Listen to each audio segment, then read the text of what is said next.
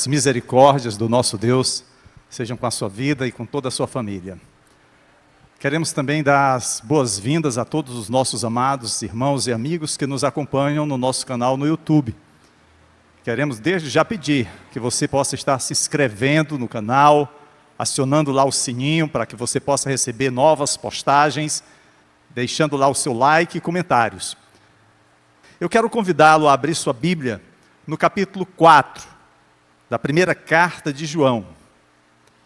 Nos 3 primeiros capítulos dessa carta, João faz 3 recomendações. Nos capítulos 1, 2 e 3, e em especial no capítulo 1, João estava preocupado em ter certeza de que nós, como cristãos, entendemos a relação do pecado e da santidade na vida cristã. Se por um lado João queria que nós soubéssemos que como crentes ainda lutamos contra o pecado, por outro, nós lutamos pela santidade na vida cristã.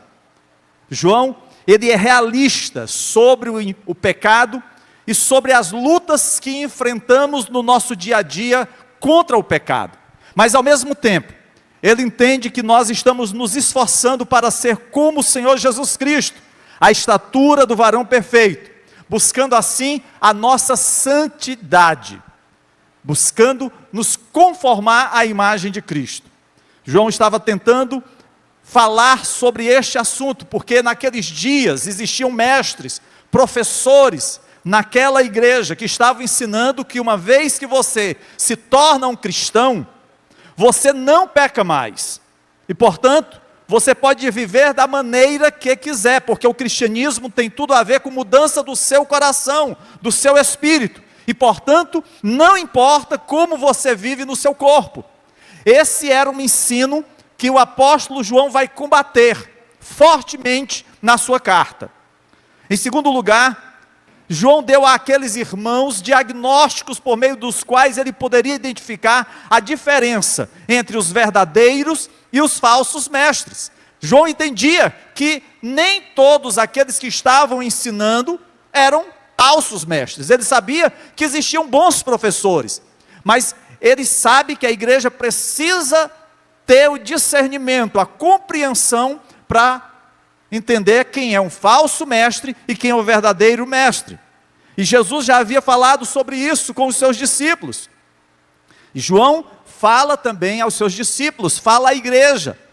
E nessa carta ele dá provas diferentes, pelas quais nós podemos distinguir um verdadeiro profeta, um verdadeiro professor, um verdadeiro mestre, daquele que é falso. Em terceiro lugar, nesta carta, João também nos dá provas que podemos aplicar a nós mesmos, para que possamos responder a algumas perguntas. Nós vemos uma obra da graça em nossos próprios corações? Será que nós realmente passamos pelo novo nascimento? Nós estamos em Cristo? Nós estamos crescendo na nossa vida cristã? Como está o nosso caminhar com Deus? E João então apresenta 3 provas para que nós possamos fazer essa avaliação ou essa autoavaliação. A primeira é uma prova doutrinária. O que nós pensamos sobre Jesus? Frente a tudo aquilo que já ouvimos, que aprendemos, o que é que nós entendemos acerca de Jesus? Essa é uma prova doutrinária, é uma prova que envolve o ensino, o estudo da palavra de Deus. Mas além da prova doutrinária, João apresenta uma outra prova, a prova moral. Nós somos obedientes à palavra, e aí quando nós falamos de obediência, nós falamos e entendemos no sentido da aplicação dessa palavra à nossa vida, porque não adianta, queridos, nós estudarmos, decorarmos, e isso é muito bom, mas se nós não a vivermos, precisamos aplicar as verdades. Isso é a prova moral. E existe uma outra prova, que é a prova relacional. Nós amamos de verdade, de forma tangível os nossos irmãos, porque nós nos relacionamos, e quando nós falamos de amor, nós falamos primeiramente numa esfera vertical, o nosso relacionamento amoroso com Deus, mas nós também falamos numa esfera horizontal, o relacionamento com o próximo. Nós amamos uns aos outros, e João aplica essas provas de várias maneiras, para dar um diagnóstico dos nossos próprios corações. O que João deseja nos 3 primeiros capítulos é que aqueles irmãos possam olhar para si, antes de olhar para os outros. E é sobre isso que João vai tratar nos 3 primeiros capítulos da sua carta, da sua primeira carta. Hoje, o nosso desafio é estudar o capítulo 4 dessa carta. E muitas verdades maravilhosas estão contidas nesse capítulo. Mas, para facilitar a nossa exposição, nós dividimos esse capítulo em 3 partes. A primeira parte envolve os versículos de 1 a 6. E o tema é discernindo ou discernimento a respeito dos falsos profetas. Então, nos versículos de 1 a 6, João vai abordar o tema do discernimento a respeito dos falsos profetas. Nos versos 7 a 16, João vai abordar a fonte, a origem do amor.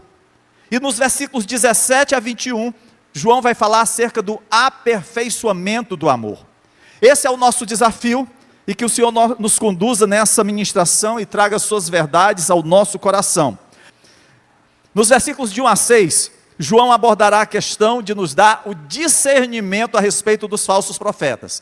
E agora sim eu queria convidá-los, reverentemente, a ficarem de pé e acompanhar a leitura da palavra de Deus na primeira carta de João, capítulo 4, versos de 1 a 6.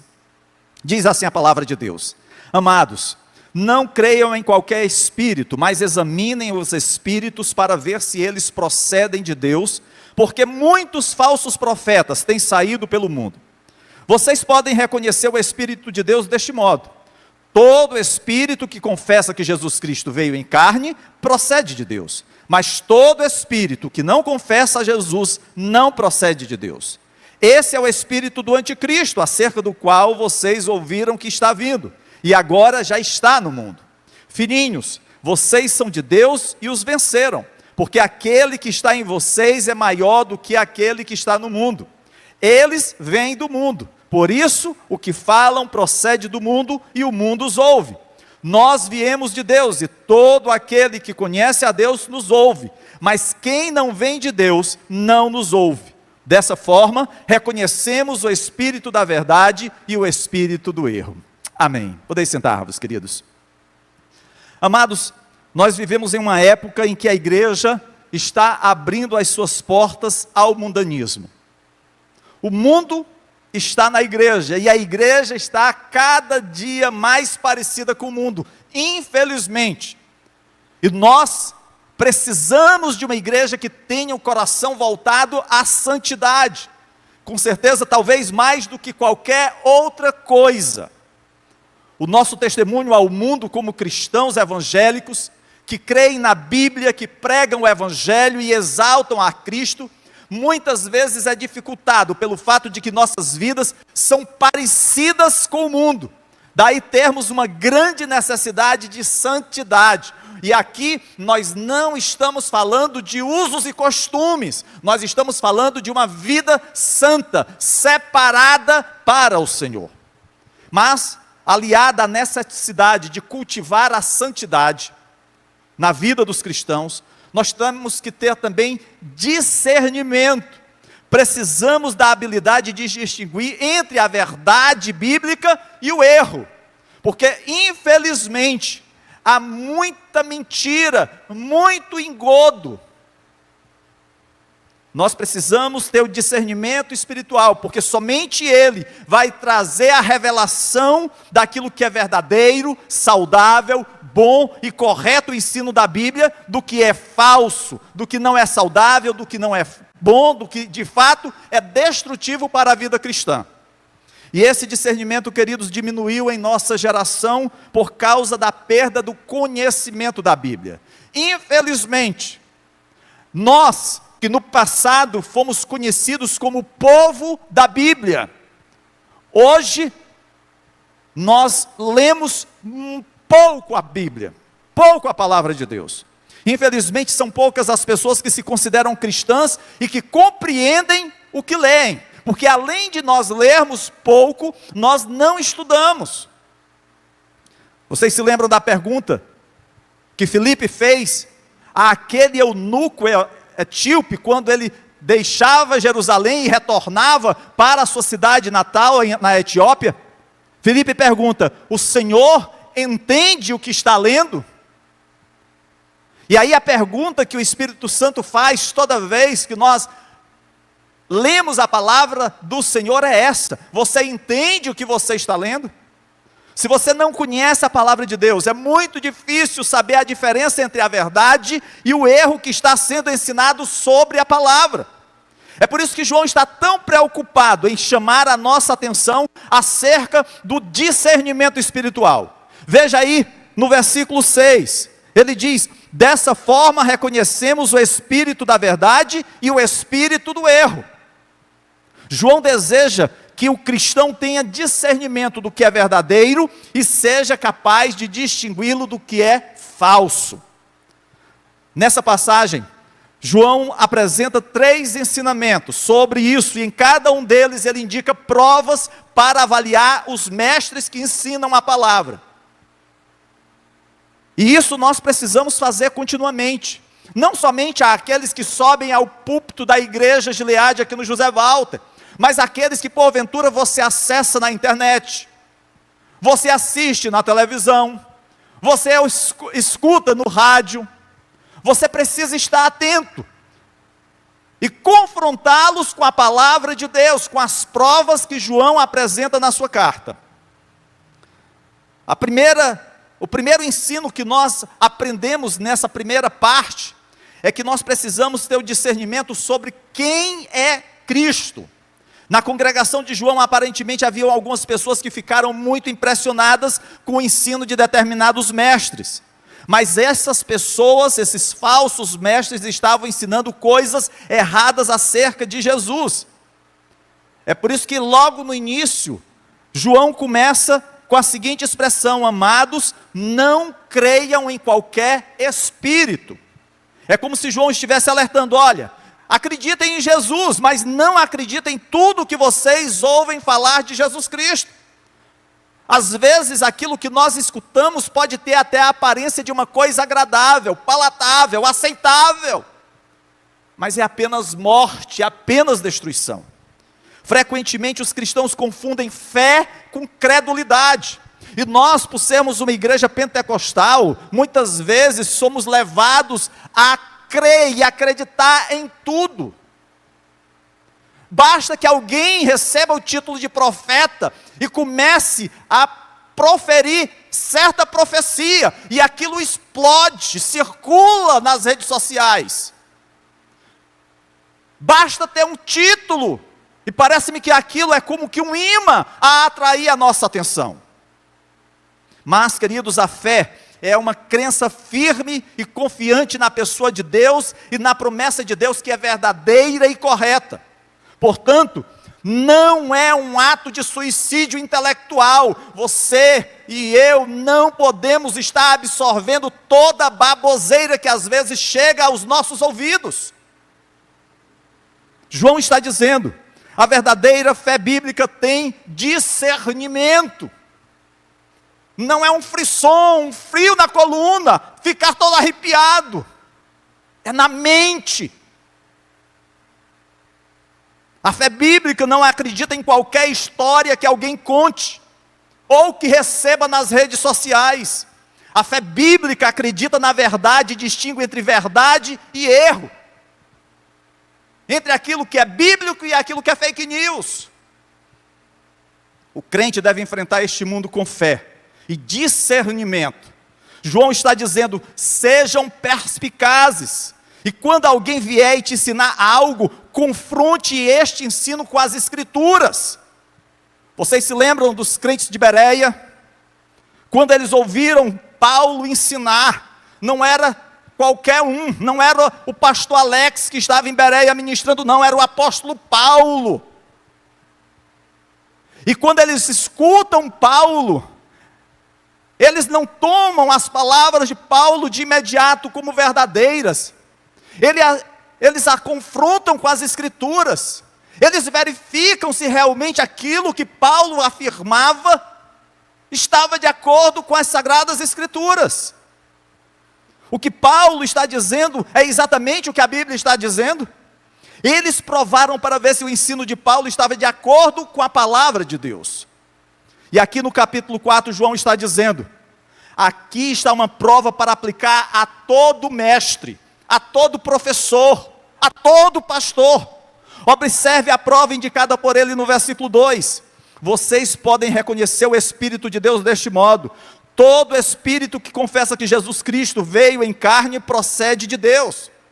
Naquele momento, João está falando de uma prova doutrinária, porque circulava naqueles dias a mensagem de que Jesus, ele não veio em carne, uma influência do pensamento platônico, do pensamento grego, porque a matéria é má, o espírito é perfeito. Então Jesus, sendo perfeito, não poderia ter vindo em matéria, porque a matéria é perecível. E aí João vai combater exatamente isso, porque ele sabe que isso só pode ser combatido com uma prova doutrinária, porque aqueles homens se apresentavam como mestres, como profetas do Senhor, mas eram falsos mestres, eram falsos profetas. Um professor que ensina o que a Bíblia diz sobre Jesus está mostrando a marca de ser um verdadeiro professor cristão. Porém, qualquer que nega o ensino da Bíblia sobre Jesus não é de Deus. Veja nos versículos 4 e 5. Filhinhos, vocês são de Deus e os venceram, porque aquele que está em vocês é maior do que aquele que está no mundo. Eles vêm do mundo, por isso o que falam procede do mundo e o mundo os ouve. Essa é uma frase tremenda. O que João está dizendo, na verdade, é o seguinte: não se trata de você saber mais informações técnicas sobre a Bíblia do que outra pessoa. Não é um concurso para saber quem tem mais conhecimento bíblico. Saber como é o nome da sogra de Moisés. Não é para saber quantos fios de cabelo tinha na cabeça de Eliseu. Não é coisa do tipo. Não é uma questão de você ser mais inteligente do que outra pessoa e, portanto, ser capaz de discernir a verdade do erro. Ah, eu tenho o título tal, eu sou mestre, sou doutor, graças a Deus que estudou. Mas não é isso. A prova espiritual é se o Espírito Santo habita em você. É por isso que ele diz: aquele que está em vocês é maior do que aquele que está no mundo.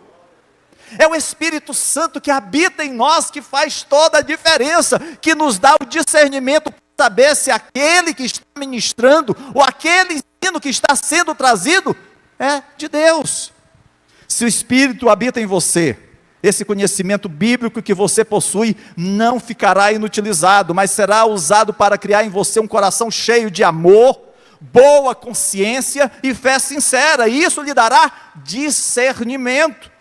É por isso que existem pessoas que, mesmo sendo humildes, sem muito estudo, mas são sensíveis ao Espírito Santo, são vasos na casa do Senhor, não têm título, mas na verdade, tem o maior deles, são filhos do Deus Altíssimo. Conhece a Deus melhor do que algumas pessoas que são muito inteligentes. Além do discernimento doutrinário, precisamos ter discernimento espiritual. Precisamos da Bíblia em nossos corações para que possamos discernir a verdade do erro. Terceiro ensino que nós aprendemos nessa primeira parte de João é que o verdadeiro profeta acredita na Bíblia. Veja o verso 6. Nós viemos de Deus e todo aquele que conhece a Deus nos ouve. Mas quem não vem de Deus não nos ouve. Dessa forma reconhecemos o espírito da verdade e o espírito do erro. Quem é esse nos ouve? A que João se refere? Ele está falando exatamente dos apóstolos, do qual ele fazia parte. João está dizendo: olha, se você conhece a Deus, você ouvirá o ensino dos apóstolos. Os apóstolos são de Deus e, portanto, são professores fiéis. Estiveram com Jesus, caminharam ao lado de Cristo, foram ensinados por Jesus. E aqueles que são professores e seguidores fiéis de Jesus, ensinarão de acordo com eles. Ou seja, aquilo que nós ensinamos no púlpito dessa igreja, tem que ser uma palavra apostólica. Não pode fugir disso. Não pode ser uma palavra de achismo.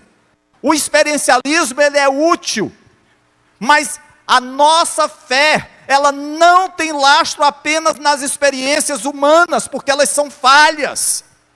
Serve de ilustração, serve de testemunho, mas não é base para as nossas vidas. A base para as nossas vidas é a santa, gloriosa e perfeita palavra de Deus. e aqueles que são professores e seguidores fiéis do Senhor Jesus ensinarão de acordo com essa palavra. Daí aqueles que conhecem a Deus aceitarão os seus ensinos. Os falsos mestres mostrarão que realmente são do mundo, pois rejeitam o ensino dos apóstolos. Agora, bem recente, eu acho que vocês acompanharam o caso de um pastor bem conhecido, lá de São Paulo, em que ele fez declarações dizendo que a Bíblia, a palavra de Deus, precisava ser revisada. Nós estamos em pleno século 21, precisa fazer algumas adaptações para alcançar a teologia das minorias. Mas, queridos, a palavra de Deus não precisa ser revisado. Quem precisa ser reformado, ser restaurado, ser trabalhado é o coração do homem. Infelizmente, existem professores cristãos hoje que regularmente questionam a autoridade e a veracidade da palavra de Deus. E João afirma que qualquer pessoa que disser que essa palavra está errada, não é de Deus. João conhecia Jesus, ele viveu com Jesus, ele deitou a sua cabeça no peito de Cristo, ele tinha autoridade para dizer que qualquer pessoa que rejeita o ensino dos apóstolos não conhece a Deus. É muito importante nós lembrarmos que hoje, ao discernirmos entre verdade e erro, existem muitas pessoas que afirmam ser agentes de Deus, mensageiros do Senhor, arautos de Cristo, mas negam a palavra de Deus. E João diz: vocês negam o ensino dos apóstolos, vocês mostram que não conhecem o Deus dos apóstolos. Precisamos ter discernimento, um discernimento, querido, que nos leve a entender aquilo que realmente Deus fala na sua palavra. Nós cremos no Senhor Jesus conforme Ele é apresentado nos Evangelhos, o Filho de Deus, o Salvador dos pecadores. Nós nos submetemos à Bíblia, aceitamos como totalmente verdadeira e autorizada. Essas são as 3 provas que qualquer professor precisa ser avaliado. Uma prova doutrinária, uma prova espiritual e uma prova da palavra de Deus. Mas, vejamos a segunda parte. Nos versículos 7 a 16, no capítulo 4, da primeira carta de João, ele vai abordar o tema, a fonte do amor. Permaneça aí com a sua Bíblia aberta, mesmo assentado, pois vamos ler esses versículos à medida que avançarmos em nosso estudo. João, ele é conhecido por nós como o apóstolo do amor. E o amor é um assunto do qual ele não consegue fugir. A sua carta está entremeada acerca desse assunto. E ele continua girando em torno do amor. Mas eu quero dizer, queridos, que há uma razão específica pela qual essa mensagem de amor combateu os falsos mestres, que ensinavam não a verdade, mas a mentira. Ele agora fala do amor, porque ele reconhece que o amor precisava estar impregnado no coração da igreja. João apresenta 4 argumentos para revelar a fonte, a origem do amor. E o primeiro argumento é que, por ser Deus a fonte de todo amor real e verdadeiro, nós devemos amar uns aos outros. É Deus que é a fonte desse amor real e verdadeiro. É por isso que nos versos 7 e 8 ele diz: amados, amemo-nos uns aos outros, porque o amor é nascido de Deus e conhece a Deus. Quem não ama, não conhece a Deus, porque Deus é amor. Este é o seu argumento. O próprio Deus é a fonte do amor verdadeiro.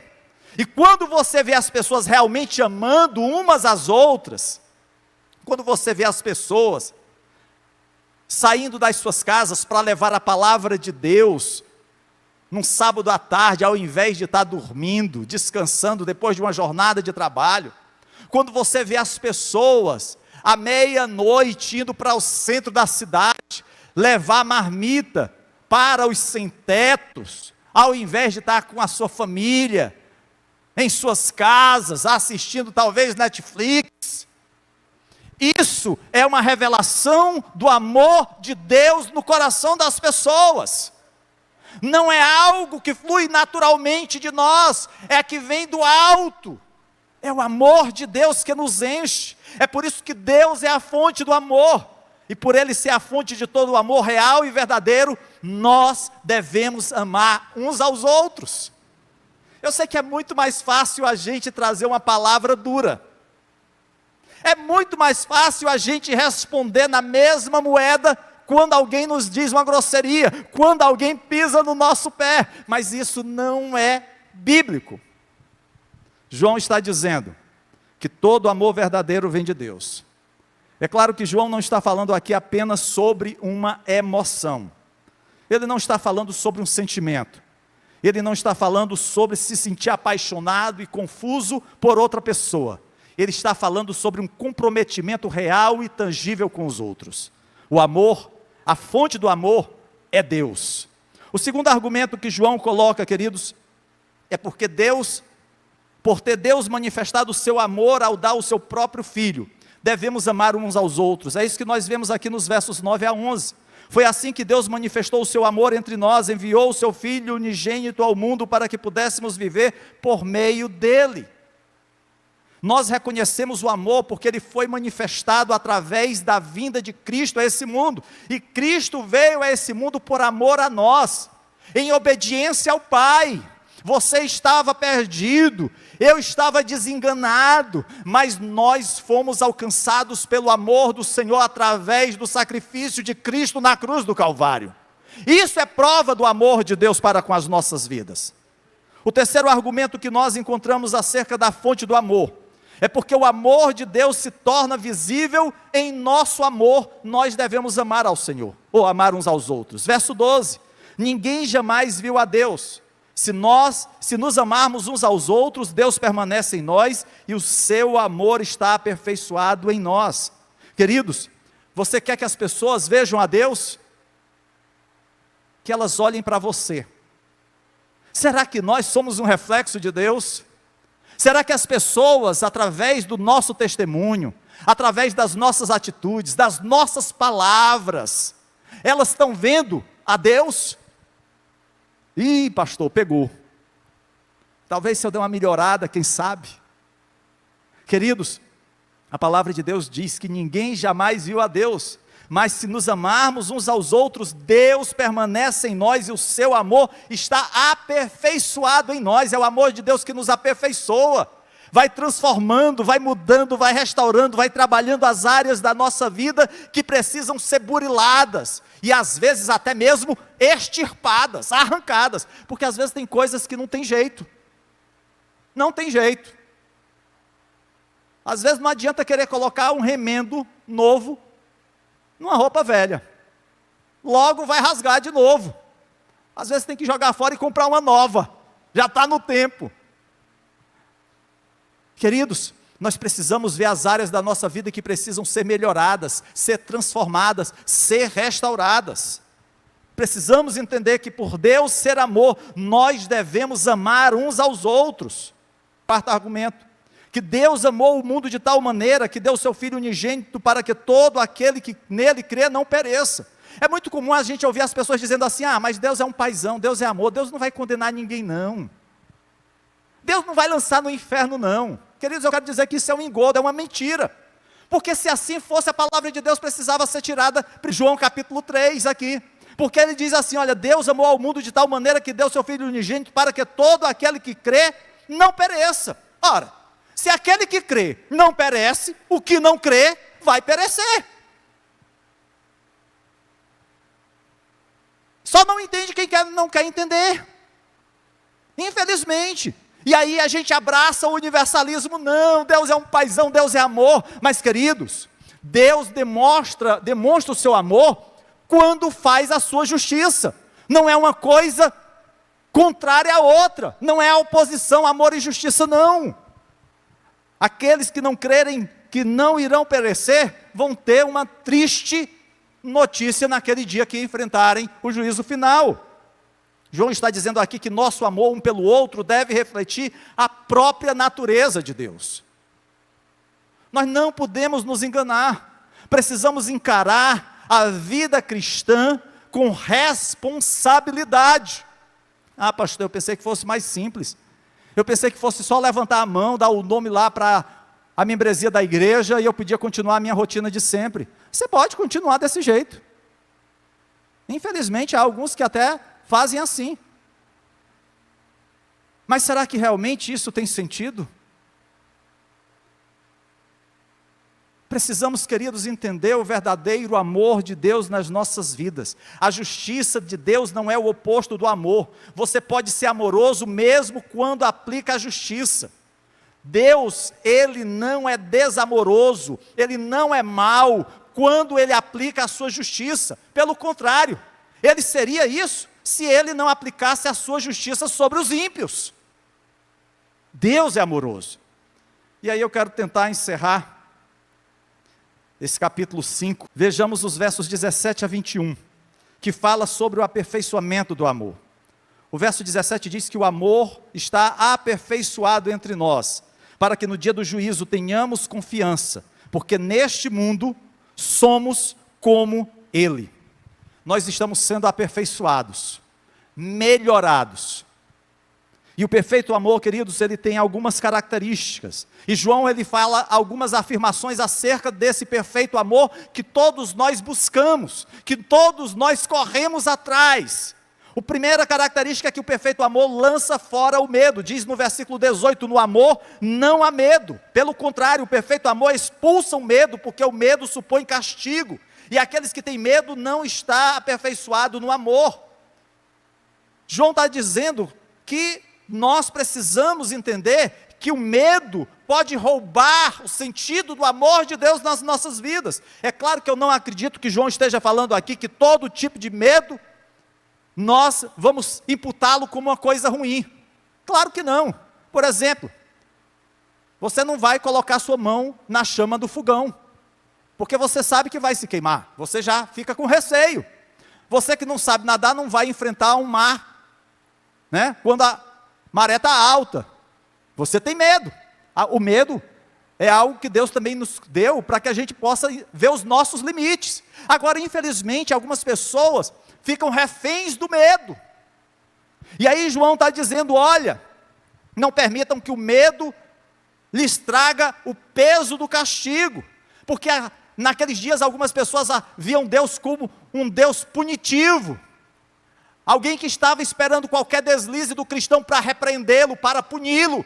E João está dizendo, olha, calma, Deus está lhes aperfeiçoando no amor, e aquele que tem medo não é aperfeiçoado no amor de Deus.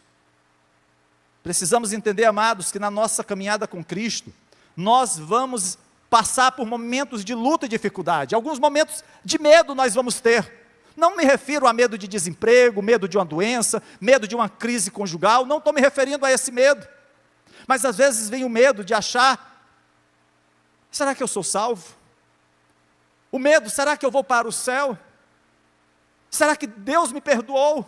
E vem aqueles sentimentos de medo, mas amados, nós precisamos entender que quando o amor de Deus nos preenche por completo, todo medo desaparece. Porque quem traz paz ao nosso coração é o Senhor das nossas vidas. A segunda afirmação que João faz nessa última parte do capítulo 4, é que o amor elimina a ingratidão. Versículo 19, nós amamos porque Ele nos amou primeiro. Não foi você que amou a Deus e escolheu a Cristo. Às vezes a gente tem uma ideia inocente da nossa decisão. Eu ouvi o pastor pregar, e naquele momento eu tomei a minha decisão. Antes de você decidir, Deus já o tinha escolhido. Ele te amou primeiro. Ele te amou primeiro. É isso que o Senhor diz aqui. Eu acho interessante porque alguns anos atrás, eu não me lembro se foram 2 anos atrás, no EJC, esse foi o nosso tema. Deus nos amou primeiro. Ele nos amou primeiro. Quando o Alex estava lá, mergulhado no lamaçal de pecado, Deus me amou. Ele não esperou que eu tomasse uma decisão para sair do lamaçal.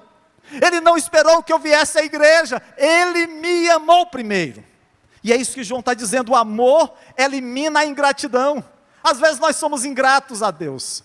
Jesus, quantas vezes eu tenho sido ingrato com o meu pecado.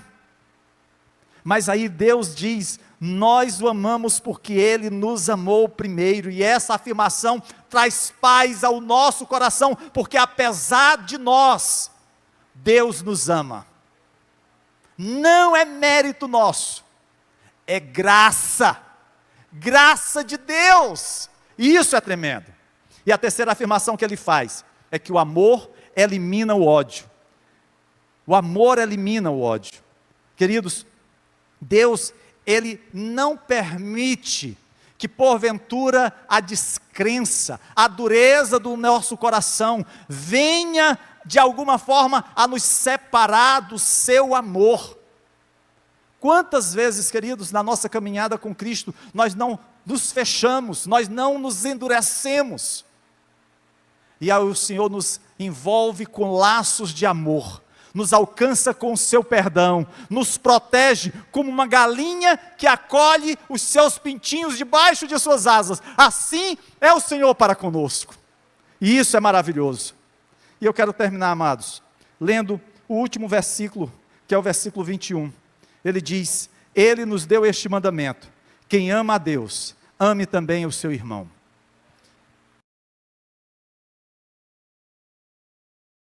Ter causado uma tristeza no coração de alguém, às vezes nós vemos as pessoas um tanto quanto, uma palavra mais dura, uma atitude grosseira, uma indiferença, às vezes dentro de casa, nos relacionamentos conjugais,